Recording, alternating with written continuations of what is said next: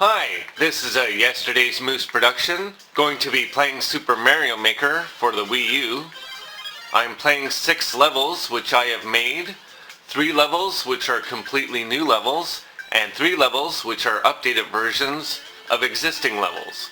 Hope you enjoy, and like, comment, and subscribe on the video.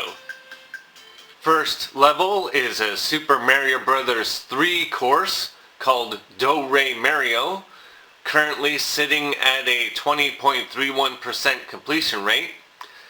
There was an original version of this online which was Let's Played by Draygone. The link for that Let's Play is in the description.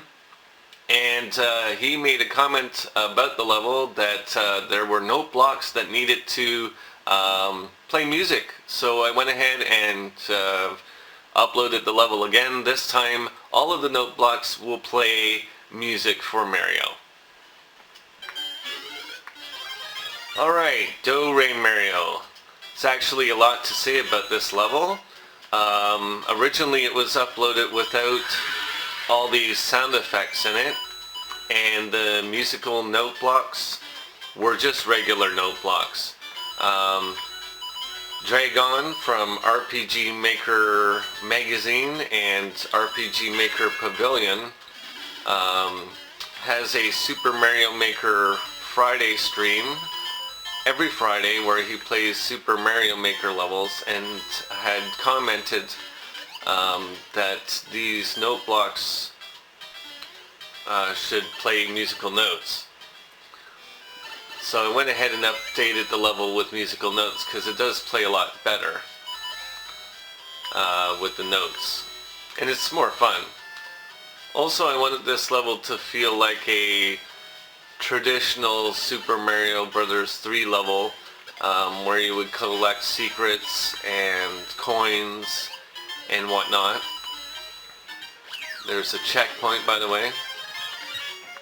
Things such as that car horn were not in the original version. Again, I just wanted to add some fun sound effects. Now there's 2 ways to get up here. You can go that way, or you can take the vine. And I'll collect some coins and then I'll take the vine.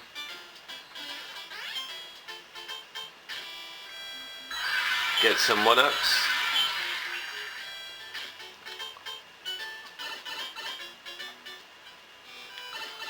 Now this underwater section doesn't serve much as a purpose really. It's just kind of a transition from one area to another.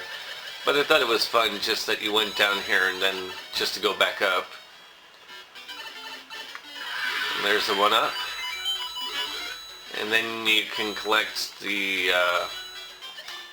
power leaf. And of course you get sent right back down.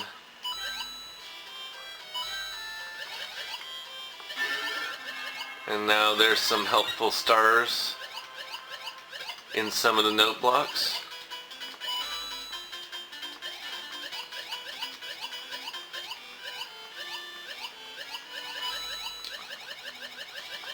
Another one there. A super leaf in case I need it.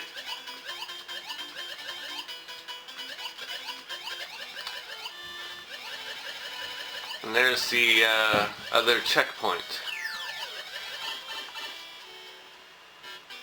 Now you can actually leave this spot right here and go back down, and it just leads back to the beginning of the level. But if I jump correctly, hopefully, yes, I can get back up like that. And that can also be used as a shortcut. There's a 1-up.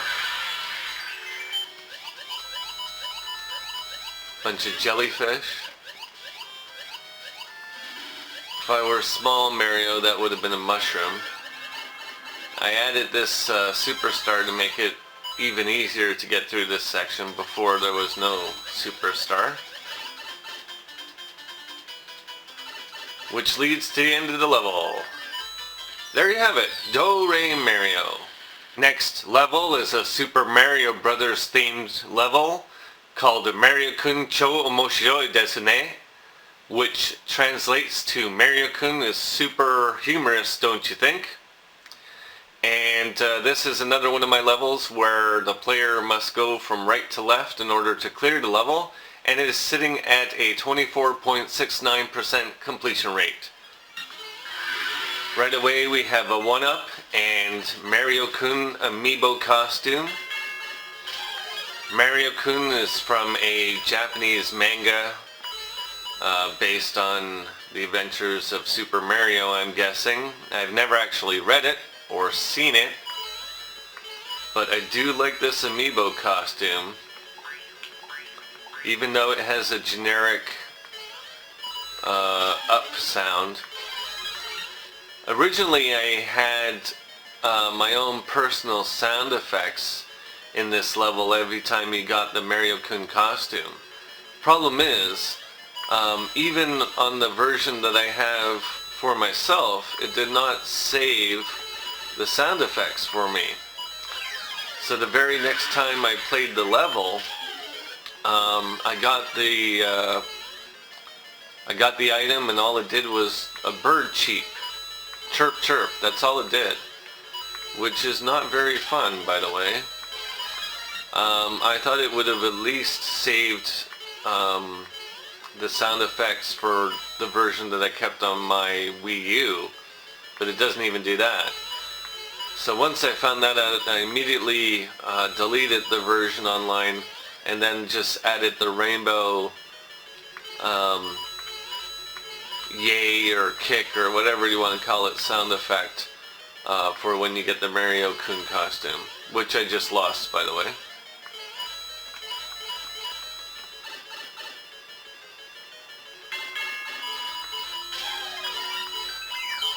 There's a checkpoint. The first checkpoint and that checkpoint are equal distance from one another, so that makes things easier for the player. There's also hidden stars and 1-ups. The reason I chose the Japanese title for the title of this level was because I put Mario-kun in it. And as I said, it pretty much translates to Mario-kun is humorous. Agreed? Or don't you think? And there you have it. Goodbye, Bowser. Mario-kun is triumphant. Once again, here's a Super Mario Brothers themed level called Attention! Alien Abduction. And it's sitting at a 20% completion rate. This level I kind of wanted to just have fun with the theme of an alien abduction. I also hid the Yesterday's Moose logo in the level. If you take a look at the map there, you can see it. And kind of used the flying blocks for fun, and you'll see what that's all about in this level. Also, as a note for people making levels, if you make it a castle theme for the level, you can pretty much put whatever you want in the sub-level, and it'll probably end up being played more than your other levels, simply because the system registers it as a castle level. That's not why I did it. Reason why I did it was for the background music, and also because I wanted to have fun with Bowser's as well. Here we go. Alright, there we have the alien spacecraft, which is going to beam us aboard. And if we stand here too long, this fire will get us. So I'm going to let the aliens take Mario away. Now we have been beamed aboard their spaceship. And the clouds with wings are supposed to be the aliens. Smiling aliens. I'm not sure what kind of aliens they're supposed to be. And all the other creatures that I'm coming across, like the Goombas and whatnot, are other unfortunate things that they've captured along the way.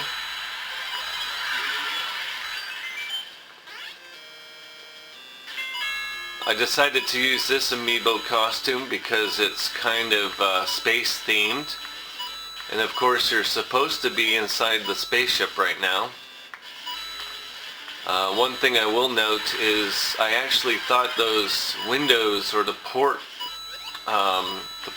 outside, the port holes that look outside, I thought that they would be see-through so that I could see the clouds passing behind them. But they are not. They are just regular graphical representations of a porthole, and as you can see the clouds do move in the background, but it doesn't quite have the same effect that I wanted. The effect of being in a spaceship.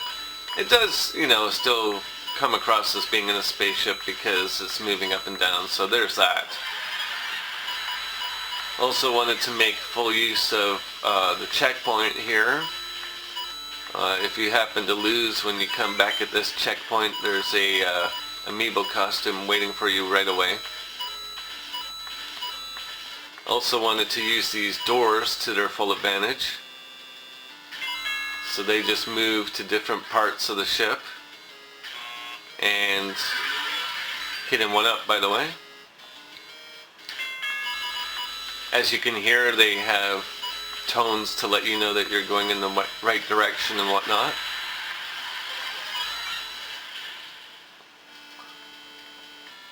Have to avoid these boos.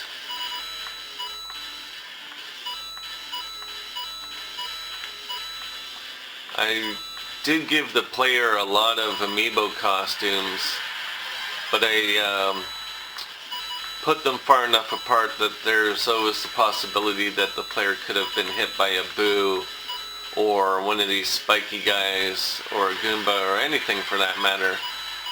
So I wanted them to always have the power up. Because why not? I don't want to make it super difficult. There's lots of hidden stuff on this level, by the way. Stars. Lots of stars. Lots of one-ups. Coins, of course. Should be enough coins to get a one-up just off of the coins alone.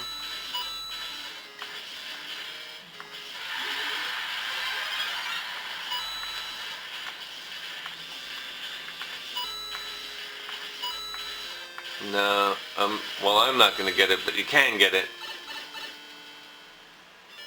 And there, I leave the spaceship. Goodbye, Bowser. Lights and sounds. Now we have a Super Mario Bros. 3 themed level, which is Ghouls and Ghosts, version 1.20. This level I made a few adjustments to placements of power-ups and also hidden items, maybe one or two of the enemy locations, and the checkpoint, I put the checkpoint almost in the exact same spot that it would appear in the arcade version of Ghouls and Ghosts. The reason why I didn't put it in the exact same spot is because I wanted to allow the player to have power up when they collected the checkpoint. Ghouls and Ghosts, version 1.20. This level is meant to give the impression of playing Ghouls and Ghosts, not recreate the first level exactly. And for some reason I still can't get through that first section without losing my power-up.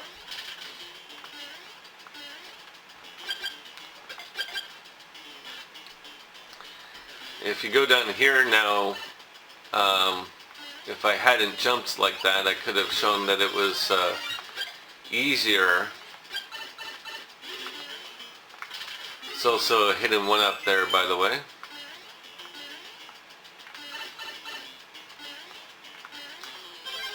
Now there's a checkpoint, and if I happen to die, then I would start off at that exact same part, and I would also have the fire flower.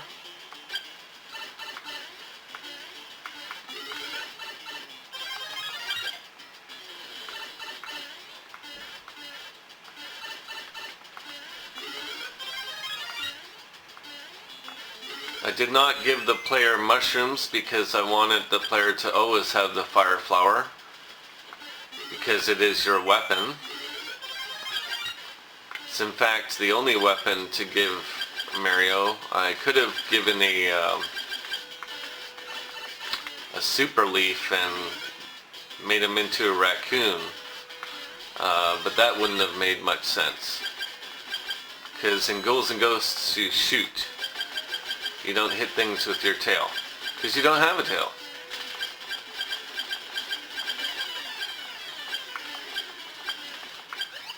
And of course the trick to this level is that you have to go up here and get the P-switch. Of course I put a 1 up here just for fun. And there you have it, version 1.20. The Goombaville Incident 1.20, new Super Mario Bros. U style. This is one of the very first levels that I uploaded when I first got Super Mario Maker. The theme, of course, being that Mario is kind of terrorizing the Goombaville, and all they can do is be sad about it.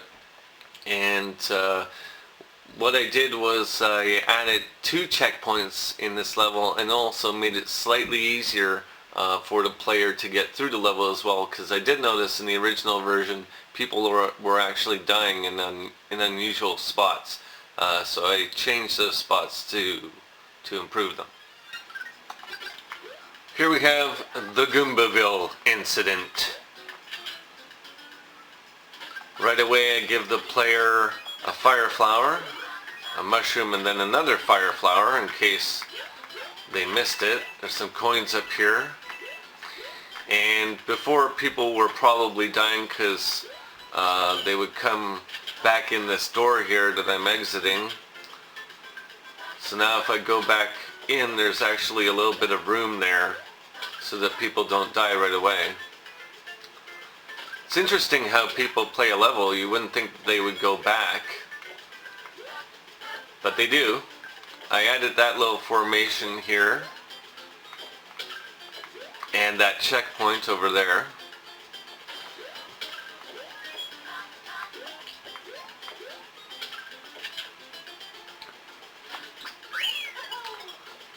I would think that it's kind of impossible to die in this level, but you never know. At least there's a checkpoint now. And this is a place where you can get a lot of 1-ups, of course.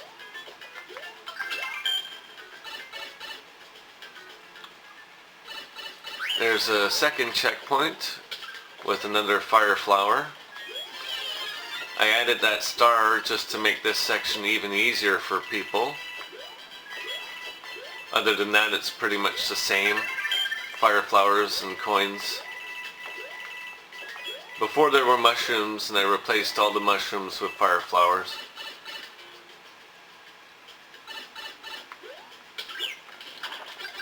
Oh no, Yoshi!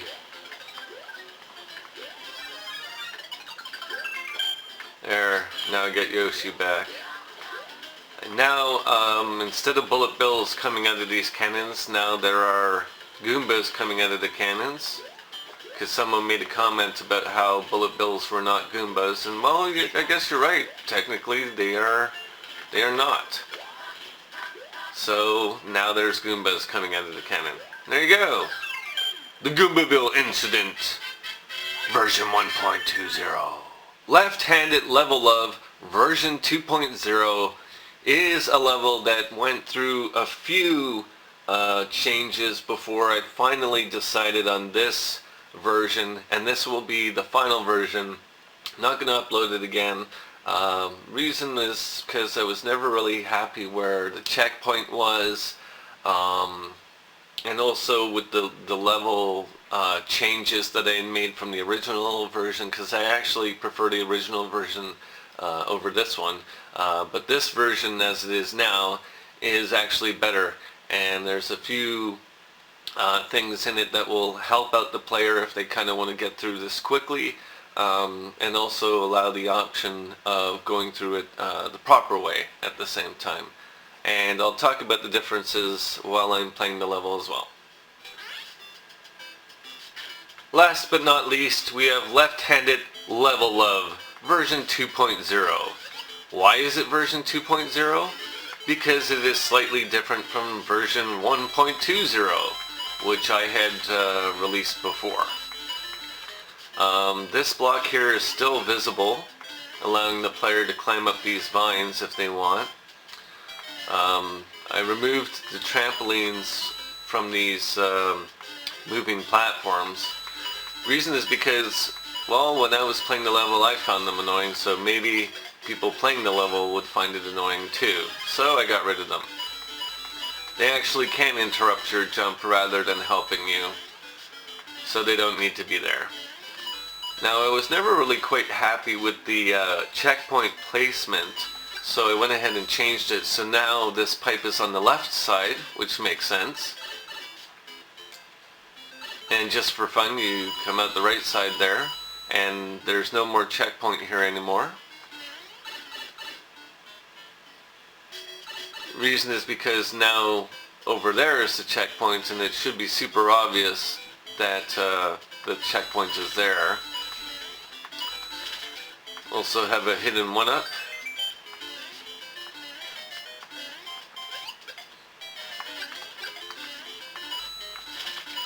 And put some coins in there so that people cannot destroy that block. Another hidden 1-up, by the way. And some coins just for fun. Lots of power-ups. Now, I still like the original version of this level, as I was saying, but this version, not too bad. I don't mind. I just had a debate with myself about whether or not those blocks should be visible, and I decided, well, for version 2, why not? I'll have them visible. Let the player decide whether they want to use them or not. Another interesting fact about this level is it's called Left-Hand Level of, and the reason is because alliteration. It's a fun name to say, and hopefully is memorable when people come across it.